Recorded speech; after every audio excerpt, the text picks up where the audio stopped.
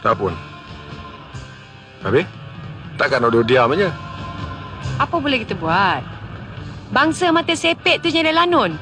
Nak selesaikan masalah lanun ni bukannya senang. You tahulah. Memanglah bangsa tu dah ajar kita korup.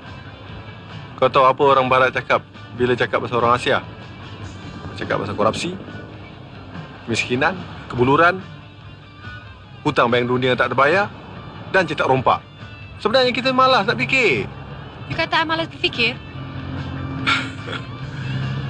Sekarang, pokoknya, ini masalah kita bersama. Masalah penyanyi, masalah wartawan, masalah peminat.